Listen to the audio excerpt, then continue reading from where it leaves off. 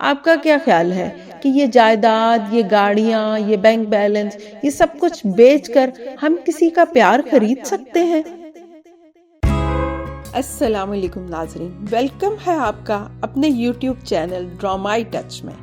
آج ہم drama serial مجھے پیار ہوا تھا کہ 17 ایپیسوڈ کے ٹیزر کا ریویو کریں گے، اور اگر آپ چاہتے ہیں کہ کچھ بھی مس نہ ہو تو آپ کو میری ویڈیو لاسٹ تک دیکھنی ہوگی، اور اگر آپ نے ابھی تک میرے چینل کو سبسکرائب نہیں کیا تو جلدی سے کر لیں تاکہ ہم مل کے اس کا ریویو کریں۔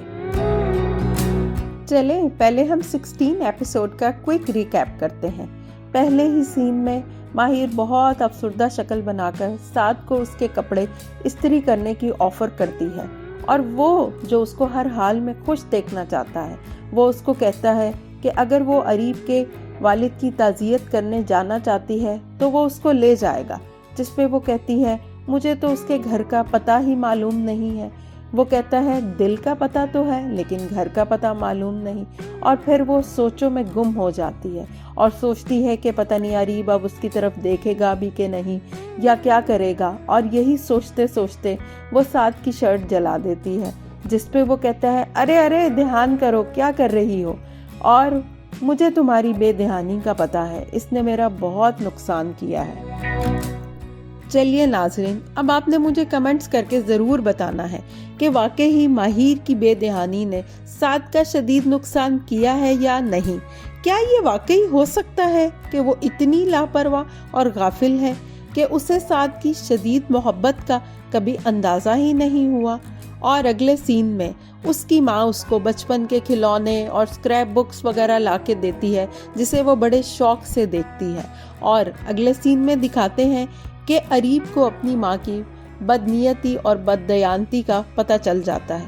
وہ بہت روڈ ہو جاتا ہے اور بہت غصے سے انٹیروگیٹ کرتا ہے، اور ماں سے کہتا ہے کہ آپ کیسے اتنی سیلفش اور بے رحم ہو سکتی ہیں، جبکہ آپ کو پتا تھا کہ میں اس سے شدید محبت کرتا ہوں، آپ نے یہ سب کچھ میرے ساتھ کیوں کیا؟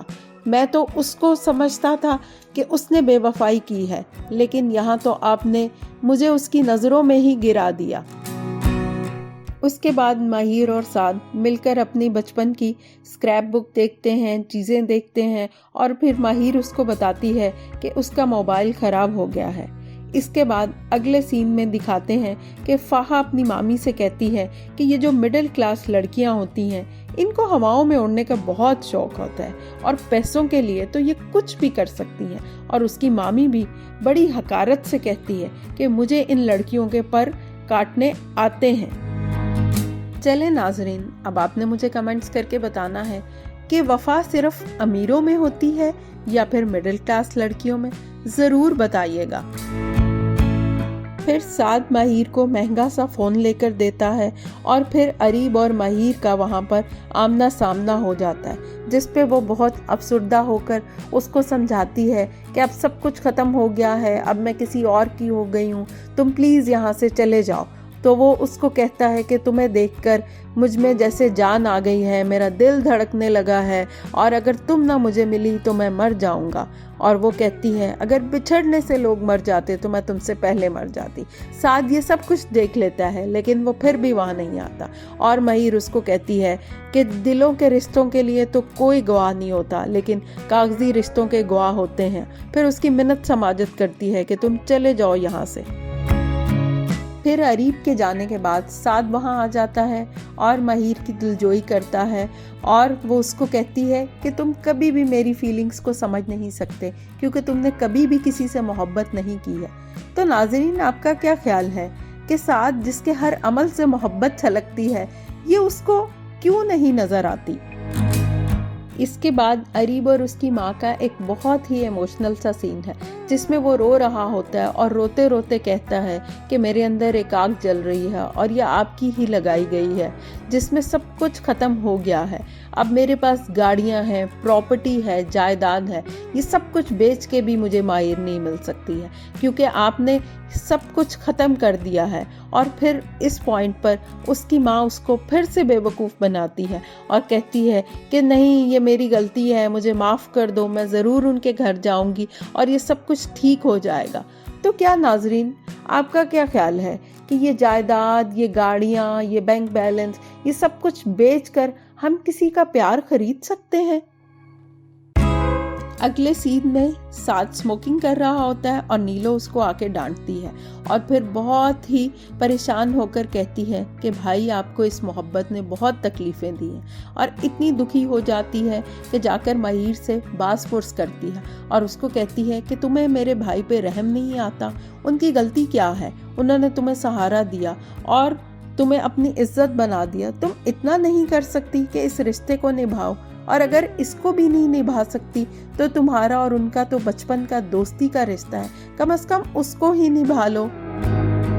اگلے سین میں ساتھ ٹیرس پہ کھڑا بہت ہی اداس اور پریشان چاند کو دیکھ رہا ہوتا ہے اور سوچتا ہے کہ ماہیر کا وجود بھی اس کے لیے چاند کی طرح ہے، جو کہ اسے لگتا ہے کہ وہ ہاتھ بڑھا کر چھو سکتا ہے، مگر ہاتھ بڑھانے پر پتہ چلتا ہے کہ صدیوں کی دوری ہے جو کہ کبھی ختم نہیں ہو سکتی۔ تو ناظرین، مجھے تو ساتھ کے لیے بہت برا لگ رہا ہے، آپ کا کیا خیال ہے؟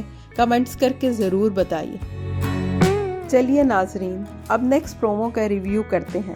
لگتا ہے کہ ماہیر کو کچھ عقل آ گئی ہے، کیونکہ وہ کہتی ہے کہ جو رشتے دنیا نے بنائے ہوں ان کو نبھانا پڑتا ہے، ان میں محبت یا چاہت کا ہونا ضروری نہیں، جبکہ اریب کا خیال یہ ہے کہ محبت ہو یا موت ہو وہ انسان طلب کرتی ہے، یعنی کہ وہ اپنے اس ارادے سے پیچھے نہ ہٹنے کا عندیہ دیتا ہے، جبکہ فاہا کو یہ پریشانی ہے کہ ممانی اگر مہیر کے گھر جائیں گی تو وہ سب بند دروازے کھل جائیں گے۔